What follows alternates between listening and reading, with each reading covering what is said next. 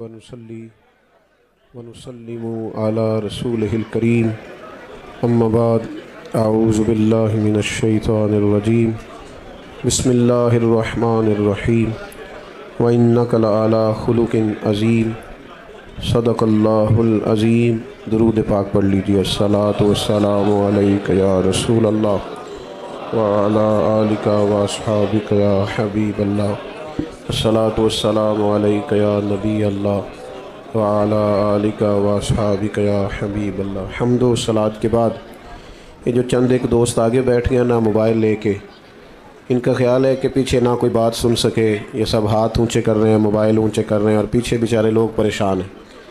آپ لوگوں کو اللہ سلامت رکھے۔ صرف مووی چاہیے تھی تو بتا دیتے، ایک مووی بھیج دیتے، کام ختم ہو جاتا۔ اتنا زیادہ لوگوں کا وقت لینے کی کیا ضرورت تھی؟ کسی شخص کا آگے بیٹھنے کا مقصود یہ نہیں ہوتا کہ وہ باقی پیچھے جتنے لوگ ہیں ان کے لیے آزمائش کا سلسلہ بنے۔ آپ جب موبائل اونچا کرتے ہیں، اللہ آپ کو سلامت رکھے، اس کو تھوڑی دیر جیب میں رکھیں، اور جو قریب بیٹھنے والے ہیں ان کی تو زیادہ توجہ چاہیے ہوتی ہے تاکہ ان سے بات ہو سکے۔ اللہ آپ کو برکتیں دے، خوش رہیں آپ ہمیشہ۔ تو یہ جو محافل ہوتی ہیں نا، ہماری تو جماعت ہی ادب والی جماعت کہلاتی ہے، تو اس میں جب تک آداب محفل کا ہم خیال نہیں کریں گے روحانیت پیدا نہیں ہوگی۔ اس لیے نہایت مہربانی کریں۔ وہ دیکھیں بار بار پیچھے سے دوست اشارہ کریں، بیٹا بیٹھ جائیں اطمینان سے۔ اللہ آپ سب کو برکتیں، سلامتیاں، عزتیں عطا کرے۔ اور پھر میں کئی جگہوں پہ کہہ چکا ہوں کہ مجھ سے کہیں گنا بڑھ کر، بلکہ کوئی مثال ہی نہیں دی جا سکتی، مسجد کا ادب بہت ہی زیادہ ہے۔ اس لیے اتنی زیادہ، ویسے بھی ہم شخصیات کے نہیں نظریات کے قائل ہیں۔ لوگ تھوڑی دیر کے لیے دنیا میں آتے ہیں پھر چلے جاتے ہیں، نظریے ہمیشہ باقی رہتے ہیں۔ تو نظریاتی بنے۔ یہاں حضرت صاحب تشریف فرما ہیں، باقی حضرات ہیں، باتیں تو سنتے رہتے ہیں۔ آج میرے ذمے لگا ہے 2-4 باتیں صرف، اور بڑی تھوڑی سی بات کرنے کا میں عادی ہوں۔ بس میں چاہتا ہوں آپ کی توجہ رہے، اور میں آیا ہوں تو تب بھی میری گزارش ہے، میں جاؤں گا تب بھی میری گزارش ہے کہ زیادہ بہتر یہ ہوتا ہے ایک دو دوست صرف اپنا موبائل چلانے کے لیے سارا ماحول جو ہے اس کو پریشان کر دیتے ہیں۔ وہ لائیو رہیں، رستہ سارا رک جائے کوئی حرج نہیں، وہ لائیو رہنا چاہتے ہیں۔ اللہ آپ کو برکت عطا کرے۔ یہ تو چیزیں ضمناً آ گئی ہیں، ورنہ تو بزرگ اس سے منع کیا کرتے۔ کوئی ایسی چیزیں نہیں، اللہ تعالی ہمیں سمجھنے کی توفیق دے۔ تو ضرور استعمال کریں ضرورت کے مطابق۔ ضرورت سے زیادہ کوئی بھی کام ہوتا ہے تکلیف کا باعث بنتا ہے۔ اللہ تعالی سمجھ عطا فرمائے۔ انسانی زندگی میں وقت گزارنے کے لیے بہت ساری چیزوں کی ضرورت ہوتی ہے، لیکن کچھ چیزیں ایسی ہوتی ہیں جو اتنی ضروری ہوتی ہیں کہ ان کے بغیر وقت گزرتا ہی نہیں۔ ان میں ایک اہم چیز ہے کہ انسان کا اخلاقی رویہ کیسا ہے۔ بہت زیادہ پیسے شوہر کما کے لاتا ہو، گھر بھی اس نے کشادہ بنا کے دے رکھا ہو، اللہ تبارک و تعالیٰ نے فضل کیا ہو، اور وہ خاتون صاحب اولاد بھی ہو، اور گاڑی کی سہولت بھی موجود ہو، زندگی کی ساری نعمتیں ہیں، لیکن اگر اس کا اخلاقی رویہ ٹھیک نہیں نا، تو کبھی اس اہلیہ سے، اس خاتون سے پوچھ کے دیکھیے گا، وہ بیچاری بڑی تکلیف میں ہوتی ہے۔ کہتی ہے کیا کروں ان پیسوں کا جب اسے بولنے کا ہی پتہ نہیں، اس کا لہجہ ہی ٹھیک نہیں، کیا کرنا ہے ان ساری چیزوں۔ اسی طرح اہلیہ سارے ہی کام کرتی ہو، پردہ دار بھی ہو، نمازی بھی ہو، کام کاج بھی سارے کرتی ہو، لیکن اگر اس کا اخلاقی رویہ ٹھیک نہ ہو تو گھر بسانا مشکل ہو جاتا ہے۔ اس لیے اللہ تعالیٰ نے رسول اللہ صلی اللہ تعالیٰ علیہ وسلم کے اخلاق کی تعریف فرمائی، اور اس انداز میں تعریف فرمائی کہ امت کو پتہ چلے کہ محاسن اصل میں کیا ہیں۔ فرمایا وَإِنَّكَ لَعَلَىٰ خُلُقٍ عَظِيمٍ، اے محبوب بے شک آپ عظیم اخلاق پر ہیں، خلق عظیم کے مالک۔ ایک ہوتا ہے انسان کسی کو تحفوں سے مائل کرے، مختلف قسم کی چیزیں دے کے کسی کو مائل کرے، تحفہ لینے دینے سے بھی محبت بڑھتی ہے، لیکن اپنے حق میں قائل کرنا کسی لالچ کے عنوان پر، یہ دوستیاں لمبی نہیں چلتی، یہ تعلقات وسعت اختیار نہیں کرتے۔ کیونکہ اگر آپ نے کسی سے لالچ کی بنیاد پر دوستی لگائی ہے تو آپ یہ کیسے سمجھ سکتے ہیں کہ وہ جواب میں مخلص ہے؟ اگر آپ کا عنوان، آپ کا مزاج کسی لالچ کا ہے تو آپ کیسے توقع کرتے ہیں کہ وہ شخص اخلاص کے ساتھ آپ کے ساتھ؟ میری بات کی سمجھ آ رہی ہے؟ لالچ کے ساتھ تعلقات، آپ کسی شخص کو کچھ دے کے اگر اپنے حق میں کرنا چاہتے ہیں تو ایک دفعہ دے کے تھوڑی وہ حق میں ہوگا، روز دینا پڑتا ہے۔ یہاں تو آپ 99 دفعہ کسی کو دیں، ایک دفعہ نہ دیں تو وہ کہتا ہے تو نے تو کبھی دیا ہی نہیں، ہمیشہ دینا پڑتا ہے۔ اب اس مسئلے کا حل ہمیں نبی کریم نے بیان کر کے دیا۔ کریم فرمانے لگے تم دولت کے زور پر لوگوں کو قائل نہیں کر سکتے، ہاں اخلاق ایک ایسی نعمت ہے، اخلاق ایک ایسی دولت ہے، تمہارا رویہ، تمہارا انداز ایک ایسی دولت ہے جس کی بنیاد پر تم لوگوں کے دلوں میں گھر کر سکتے ہو۔ اب اخلاقی رویے سے کیا مراد ہوتی ہے؟ صرف میٹھا بولنا؟ وہ تو لوگ مطلب کے لیے بھی بولتے ہیں، وہ تو بعض لوگوں کی ٹریننگ ہوتی ہے، سیلز مین ہوتے ہیں، دیگر ان کی ٹریننگ ہوتی ہے، گاہک جیسا بھی آ جائے کڑوا بولنا ہی نہیں۔ صرف میٹھا بولنا تو اخلاق نہیں، میٹھا بولنا بھی اخلاق ہے، پر سچ بولنا بھی اخلاق ہے۔ تحمل، بردباری، وفاداری، حوصلہ، یہ اخلاق ہے۔ اللہ تعالیٰ نے جو دے دیا ہے اس پہ راضی ہو جانا، کسی کے پیسے دیکھ کر، مال دیکھ کر، شہرت دیکھ کر، اقتدار دیکھ کر کبھی پریشان نہ ہونا، بلکہ یہ سوچنا کہ رب کا جتنا مجھ پر کرم ہے شاید ہی کسی پر ہو۔ اپنے آپ کو ہمیشہ رب کی رضا میں راضی رکھنے والا بندہ اعلیٰ اخلاق کا مالک ہوتا ہے۔ لیکن لاکھوں کروڑوں روپے کا مالک ہو، ہرس ہوس لالچ اس کا ختم ہی نہ ہوتا ہو، تو یہ بندہ کبھی بھی با اخلاق ہو سکتا نہیں۔ اپنے رویوں سے انسان، دیکھیں سب سے زیادہ ضرورت ہوتی ہے بردباری کی انسانی وقت زندگی میں۔ کسی آدمی کا بھی مزاج دوسرے سے نہیں ملتا۔ اللہ تعالیٰ نے جس طرح ہر آدمی کو ایک ناک دی ہے، دو آنکھیں دی ہیں، دو کان دیے، لیکن چہرہ پھر بھی کسی کا دوسرے سے نہیں ملتا۔ کہیں کوئی لوگ آپ کو ملیں گے جڑواں ہیں تو ان کے چہرے ملتے ہیں، ورنہ عموماً یہ ہے کہ اگرچہ جس چہرے پر اعضاء اتنے ہیں جتنے سب کے ہیں، لیکن کسی کا چہرہ دوسرے سے، اسی طرح مزاج بھی نہیں ملتے، مزاج بھی نہیں ملتے۔ ہم میرے والد صاحب کہا کرتے تھے نصیب بھی نہیں ملتے، وہ بھی اپنے اپنے ہوتے۔ تو آپ کا جب چہرہ نہیں ملتا، مزاج نہیں ملتا، لیکن گزارا تو کرنا نا لوگوں کے ساتھ۔ اگر ساری عادات آپ کو بہو کی پسند نہیں، داماد کی پسند نہیں، بھائی کی پسند نہیں، ساری عادات ملازم کی پسند نہیں، تو میرے عزیز کئی دفعہ ساری باتیں تو ماں باپ کی بھی پسند نہیں ہوتی۔ تو مزاج بردباری کا ہو، تحمل کا ہو، طبیعت میں ٹھہراؤ ہو۔ یہ انسان کی طبیعت میں بعض اوقات جلد بازی جب آتی ہے نا تو انسان پروقار نہیں رہتا۔ یہ ہمارے نوجوانوں کی طبیعتوں میں بہت جلدی ہوتی ہے، راتوں رات امیر ہونا چاہتے ہیں، کوئی چور دروازہ تلاش کرتے ہیں آگے جانے کا۔ آپ دیکھیں آج کل سوشل میڈیا پر مشہور ہونے کے لیے لوگ کیا کچھ کر رہے ہیں، اچھے بھلے سنجیدہ لوگ ہیں، نہیں بھی شہرت ہوگی تو کیا ہو جائے گا۔ حضرت مولا علی شیر خدا کرم اللہ تعالی وجہ الکریم فرماتے ہیں اسے مبارک ہو جسے تھوڑے لوگ جانتے ہیں۔ میں آپ کو کیسے، اللہ تعالیٰ مجھے معاف کرے کہیں کوئی ایسی بات نہ نکل جائے، کئی دفعہ استغفار کرتا ہوں اس کے حضور، لیکن جب آپ بہت معروف ہو جاتے ہیں تو آپ کی تو کوئی ذاتی زندگی نہیں رہتی، کوئی نجی زندگی نہیں، آپ تو اپنی مرضی سے کہیں آ جا ہی نہیں سکتے، کوئی کام دنیا کا۔ پہلی بات تو یہ ہے کہ ہر جگہ تو کیمرہ فٹ ہے۔ میں ایک جگہ پہ گیا 8-9 گھنٹے کا سفر کر کے، تو گرمی بھی بڑی شدید تھی اور کچھ لیٹ ہو گئے تو راستے میں رک بھی نہ پائے، تو ہم جب وہاں پہنچے تو وہ 5-6 کیمرے تو گاڑی پہ سیٹ ہوتے ہیں آپ کے، اور پھر گاڑی سے نکلے اور جہاں جہاں بھی گئے یہ 10 تصویریں، یہ اس کے ساتھ کھڑے ہو جائیں، یہ اس نے بھی کیمرہ پکڑا ہے، یہ اس نے بھی کیمرہ پکڑا ہے۔ آپ اپنی ٹانگ بھی سیدھی نہیں کر سکتے اگر تکلیف بھی ہو تو، جو کہ کیمرے چل رہے ہیں۔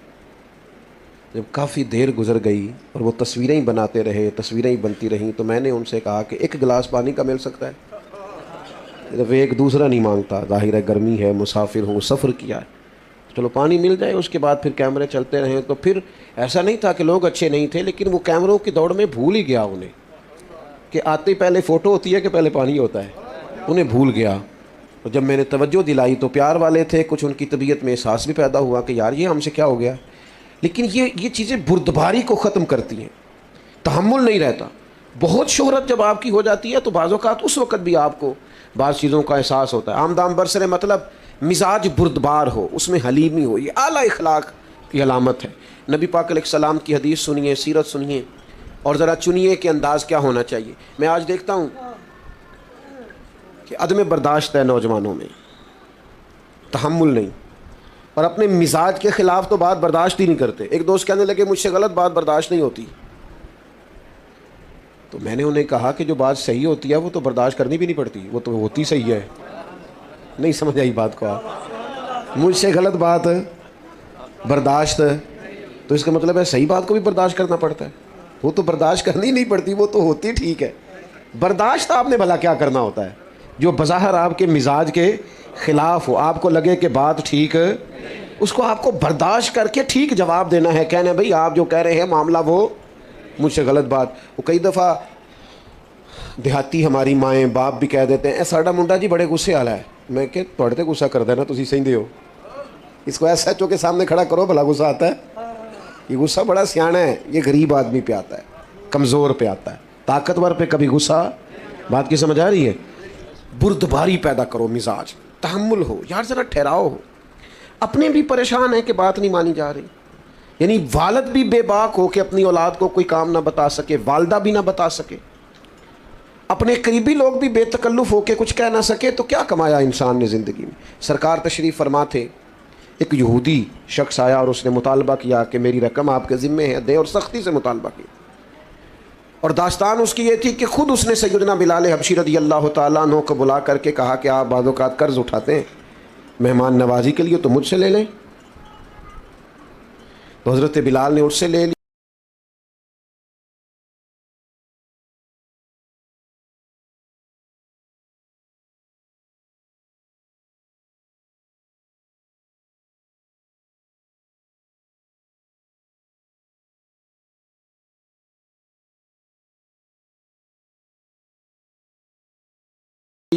صرف سمجھانے کے لیے، بلا مثال و بلا تشبیہ بات عرض کروں، پتہ ہوتا ہے میرا مخالف چڑھ جاتا ہے، وہ صرف ایک جملہ بولتے ہیں، پھر وہ اپنے کام لگ جاتے ہیں اور اس کو کئی دن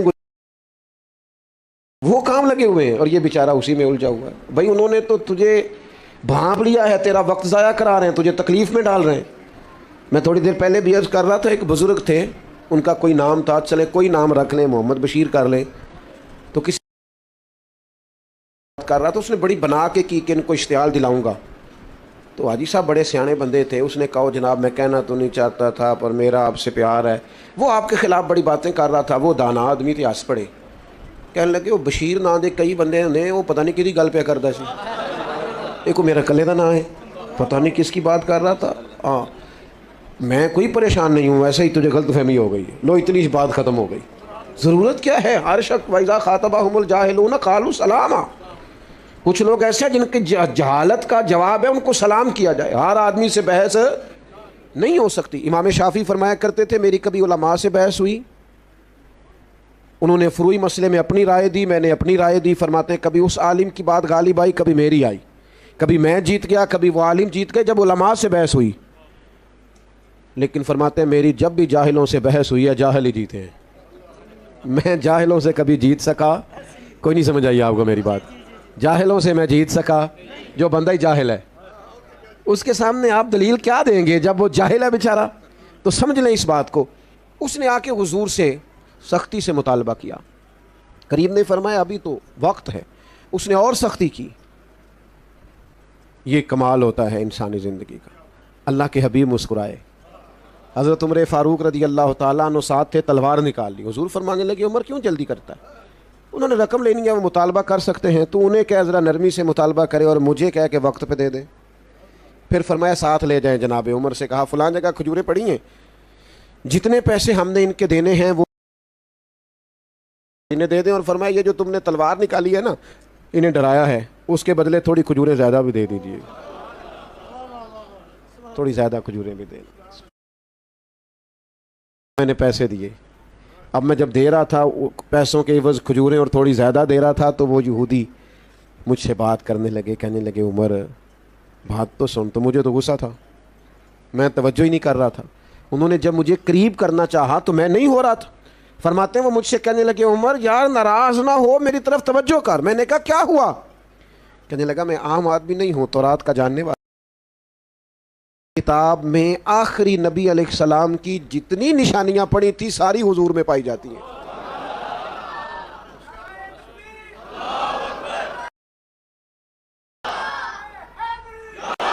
اور ان نشانیوں میں ایک نشانی یہ تھی کہ جیسے جیسے کوئی ان کے ساتھ جہالت کرے گا ان کا حلم بڑھتا جائے گا، بردباری میں اضافہ ہوگا، ان کا حوصلہ بڑھتا جائے گا۔ میں نے جان بوجھ کے ادھار دیا تھا، میں نے جان بوجھ کر پہلے مطالبہ کیا تھا، اور میں نے سخت بات بھی معاذ اللہ جان بوجھ کے کی تھی، لیکن عمر آج وہ نشانی بھی پوری ہو گئی، اتنا حوصلہ میں نے سمندروں میں بھی نہیں دیکھا جتنا مدینے والے محبوب کو نصیب.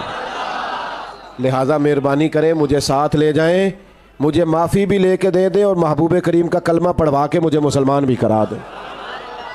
تھوڑی سی بردباری, وزاداری, طبیعت میں ٹھہراؤ. اور یہ جو لوگ بیچارے بہت بے حوصلہ ہوتے ہیں نا, یہ قوت فیصلہ سے محروم ہو جاتے ہیں. ہر روز پچھتاتے ہیں, ہر روز شرمندگی محسوس کرتے ہیں, اس لیے کہ ہر فیصلہ ہی جلد بازی میں کرتے ہیں. ہر کام کے اندر ہی بعض اوقات کمزوری رہ جاتی ہے چونکہ بردبار نہیں ہوتے. ہر روز انہیں اپنی باتوں کی وضاحت دینا پڑتی ہے. کوشش کریں زندگی میں بردباری اپنائیں, تحمل ہو, ٹھہراؤ, ذرا سنیں. میں کئی دفعہ محبت کے ساتھ کہتا ہوں کہ میاں بیوی کی لڑائی میں زیادہ غلطی میاں صاحب کی ہوتی ہے. نہ گھوریں آپ مجھے, میں نے ٹھیک کہا ہے, آپ زیادہ گھور رہے ہیں, اس سے کم گھور لیں, گزارا ہو جائے گا. وہ اس لیے کہ سب کا ماننا ہے نا کہ عورت بیچاری کی عقل کمزور ہے, تو میاں صاحب کی تو پوری ہے نا. تو گھر کے مسئلے انہوں نے سلجھانے تھے, یہ تو برابری پہ اتر آئے بحث کرنے پر. یہ تو ہر بات میں کہتے ہیں میں جیت کے چھوڑوں گا. تو بھائی اب تو پھر تجھے کہنا پڑے گا کہ غلطی تیری ہے, کیونکہ تو اگر عقل مند زیادہ ہے تو تجھے بردبار بھی زیادہ ہونا چاہیے تھا, تحمل مزاج بھی زیادہ ہونے چاہیے تھا, تیری طبیعت کے اندر ٹھہراؤ بھی. مجھے اچھی طرح یاد ہے ہمارے ایک بزرگ تھے, تو ایک دفعہ ان کے کوئی جاننے والے ان کے پاس سے گزرے, تو حضرت سائیکل پہ تھے. تو اس بندے کو دیکھ کے حضرت سائیکل سے اتر گئے, سلام لی, لیکن اس نے نا جاتے جاتے کہا وعلیکم السلام اور گزر گئے. میرا خیال ہے میرے ساتھ کوئی ایسا کرتا تو میں 2 کو ہفتے اس کا تکبر بیان کرتا, معاذ اللہ, بڑا غرور ہے جی, تمیز ہی کوئی نہیں, میں روکا ہوں, ملا ہی نہیں. لیکن اللہ والوں کی سوچیں اور ہوتی ہیں. بندے نے سلام کا جواب صحیح طریقے سے نہیں دیا, گزر گیا. تو تشریف لائے کلاس میں, تو آ کے فرمانے لگے یار ان کے لیے دعا کرنا, آج مجھے کوئی پریشان سے لگے. بندہ بڑا سیانا ہے, آج لگا ہے کوئی تکلیف تھی, کسی ذہنی پریشانی کا شکار تھے. ورنہ اس طرح کا شخص سارے ہاتھ اٹھا کے دعا کرو, اگر ان کو کوئی پریشانی ہے تو اللہ انہیں سکون عطا کر دے. ہم نے پوچھا کیا ہوا, تو فرمانے لگے میں تو اترا ہوں ان سے ملنے کو, لیکن وہ وعلیکم کہہ کے تیزی سے گزر گئے ہیں, تو کوئی خاص تکلیف میں ہوں گے, کچھ تو مجبوریاں رہی ہوں گی, یوں ہی کوئی بے وفا نہیں ہوتا, کوئی تکلیف محسوس ہوتی ہے, اس لیے ایسا ہوا ہے. قربان جائیں, اللہ کے بندوں کی سوچیں اس طرح کی ہوتی ہیں. اور ہمارے ہاں گمان فوری طور پر گمان گمراہی کی طرف لوٹتا ہے, بدگمانیاں عروج پکڑ لیتی. بردباری, ٹھہراؤ. ایک فتویٰ ہمارے ہاں دیا جاتا ہے بیٹی کے حق میں ماں باپ کی طرف سے, اور ایک فتویٰ دیا جاتا ہے بہو کے حق میں. بیٹی کے سسرال سے شکایت آ جانے سے تو کوئی کام کرنا ہی نہیں آتا, تو پھر ماں باپ فتویٰ دیتے ہیں, مشورہ دیتے ہیں, کہتے ہیں ابھی بچی ہے, سیکھتے سیکھتے یہ بیٹی کے حق میں. اور اگر بہو کی شکایت آئے نا کام کرنا نہیں آتا, تو پھر یہ والا کلیہ یہاں استعمال نہیں کرتے, پھر کہتے ہیں اماں نے سکھا کے نہیں بھیجا. سکھا کے بھیجنا چاہیے. آپ کے مزاج میں جو حوصلے بیٹی کے لیے ہیں وہی حوصلے بہو کے لیے کیوں نہیں؟ جو آپ کے دل کے اندر درد اپنی اولاد کے لیے وہ باقیوں کے لیے کیوں نہیں؟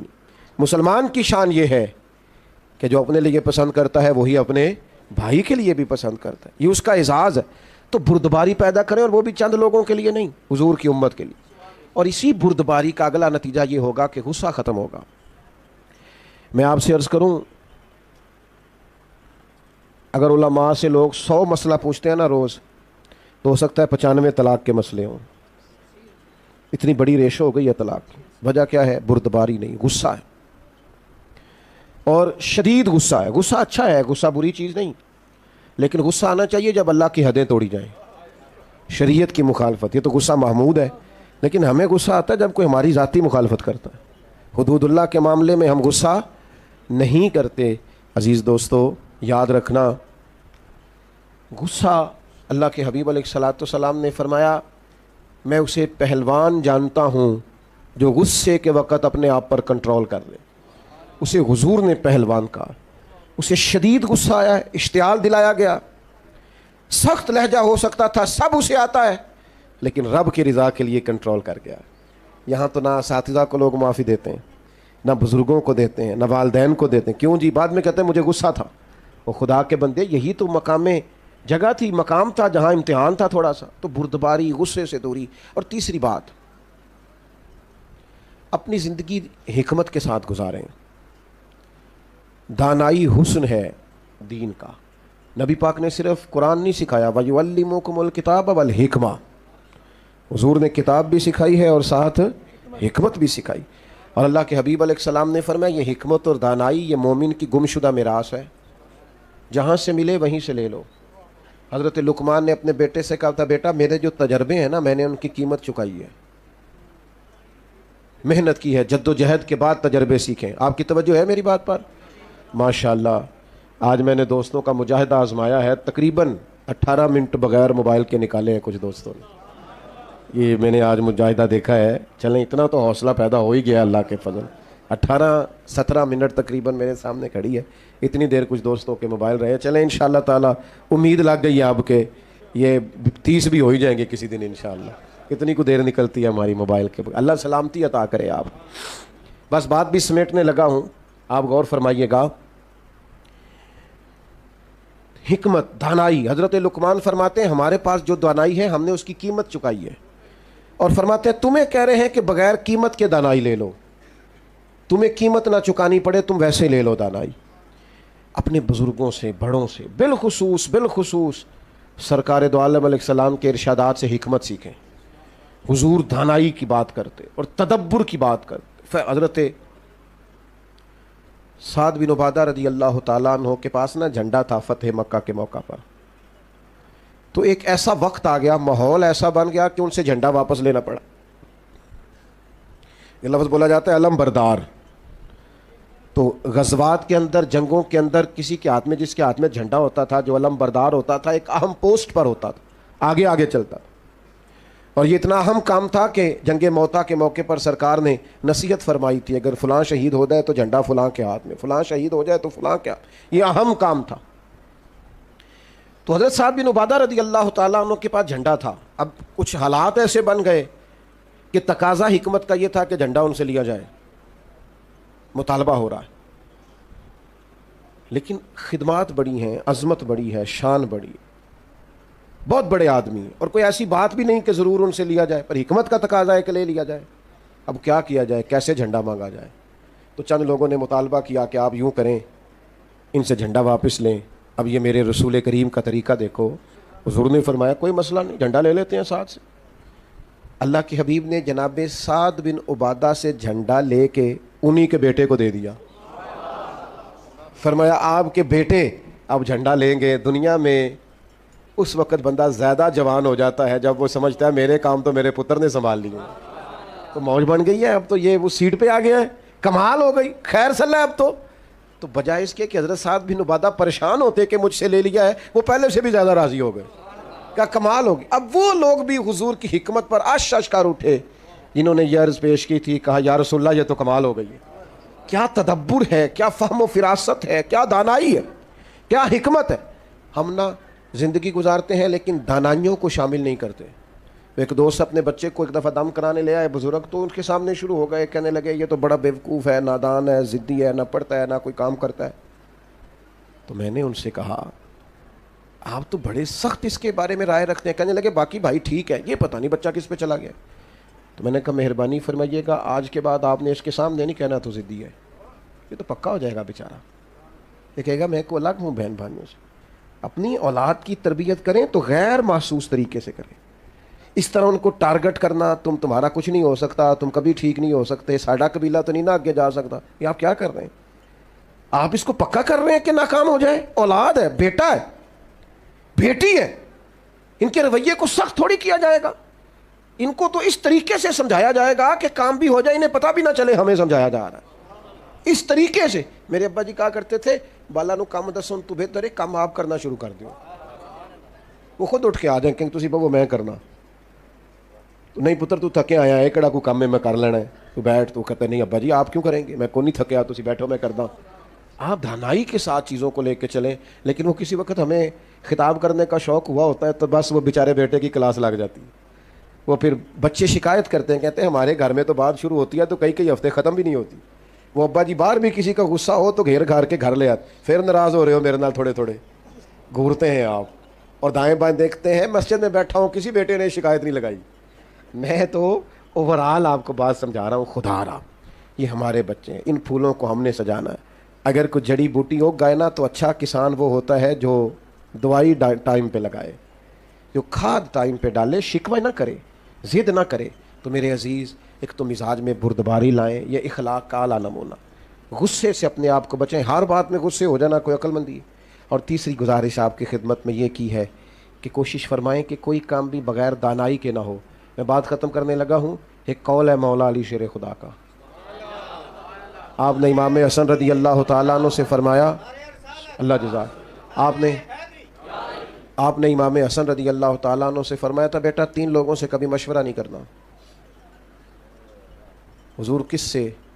फरमाया, बेटा बुज़दिल से कभी मशवरा नहीं करना। इसलिए कि जो बंदा बुज़दिल है तुम्हें कभी बहादुरी का सबक नहीं दे सकता। और दूसरा आपने इरशाद फरमाया था कि बेटा बखील से कभी मशवरा नहीं करना। बखील से कभी मशवरा, कंजूस है ना, फरमाया उससे कभी मशवरा ना करना, इसलिए कि जिसका दिल बड़ा नहीं ना होता उसका दिमाग कैसे बड़ा हो सकता है। और आपने फरमाया था हरीस से कभी मशवरा नहीं करना, लालची बंदे से, इसलिए कि वो जब भी तुम्हें राय देगा अपना फ़ायदा देख के देगा, कभी तुम्हारे हक़ में राय नहीं देगा। वो देखेगा कि हालात किस तरह के, तो मेरे साथ किस तरह ये आदमी ठीक चल सकता है। ये दानाई है, हिकमत है। अपनी दोस्तियाँ, अपने ताल्लुकात ऐसे बनाएं कि जहाँ हसीन लोग हमारे मशवरों में शामिल हों, हसीन लोगों के साथ हमारा उठना बैठना हो, उम्दगी के साथ हमारा तर्ज़ ज़िंदगी गुज़रे। अज़ीज़ दोस्तों, याद रखें, जब तक तबीयतों में ठहराव नहीं ना आता और ये बुर्दबारी, ये दानाई नसीब नहीं होती, बंदा बड़ा बासलाहियत भी हो तो काम कोई नहीं कर सकता। इसलिए कि किसी को भी कोई चीज़ पहुंचाने के लिए, समझाने के लिए, सिखाने के लिए बुर्दबारी ज़रूरी होती। आप शिद्दत के साथ कोई काम करेंगे तो वक्ती तौर पर असरात होंगे, लेकिन उसके असरात देर पा नहीं हो सकते। आप देर पा वो काम करते हैं जो तहम्मुल के साथ, बुर्दबारी के साथ, ठहराव के साथ। हाँ, कुछ कामों में जल्दी करने का हुक्म है। फरमाया नमाज का वक्त आ जाए तो जल्दी पढ़ लो, बेटी बेटे का मुनासिब रिश्ता मिल जाए तो जल्दी कर लो, किसी की रकम देनी हो, पैसे मिल जाएँ तो अदा करने में जल्दी करो, किसी का इंतकाल हो जाए तो तदफीन करने में। तो इन 4 कामों में जल्दी का हुक्म है ना। बाकी तो फरमाया ठहर ठहर के करो, इत्मीनान से करो, करार से करो, सुकून से करो। अल्लाह के हुजूर अर्ज़ गुज़ार हूँ, मालिक हमारी इस हाज़िरी को अपनी बारगाह में कबूल फ़रमाए और अल्लाह तबारक व तआला अपनी ख़ास रहमतों से हमें सरकार के खुल्क़ अज़ीम की खैरात अता फ़रमाए। अल्लाहुम्मा सल्लि अला सय्यदिना मौलाना मुहम्मद मादनिल जूद वल करम व आलिहि व बारिक वसल्लिम। अल्लाह जिन दोस्तों ने यह अहतमाम किया है उन्हें बेहतरीन सिला अता फ़रमा। दूर दराज से या कुर्ब व जवार से जितने लोग यहाँ हाज़िर हुए हैं, हम सब का हाज़िर होना कबूल फ़रमा। हमारे गुनाहों को मुआफ़ फ़रमा, हमारी गलतियों से दरगुज़र फ़रमा, इल्म नाफ़े अता फ़रमा, अमल साले अता फ़रमा, सजदों का ज़ौक़ अता फ़रमा, इबादतों का शौक़ अता फ़रमा। उम्मत के हक़ में रहमत वाले फ़ैसले फ़रमा, बिलखुसूस फ़लस्तीन के मजबूर मुसलमानों की मदद फ़रमा, गैबी ख़जानों से मदद फ़रमा। उम्मत के हुक्मरानों को शऊर अता फ़रमा, हिम्मत अता फ़रमा। दुनिया हो या आखरत हो हमारी पर्दा पोशी फ़रमा। हज़रत को, इस मस्जिद को, मुआमिनीन को, सब को बेहतरीन जज़ा अता फ़रमा। अल्लाहुम्मा इन्ना नसअलुकल अफ़्वा वल आफ़ियत फ़िद्दीन वद्दुनिया वल आख़िरा।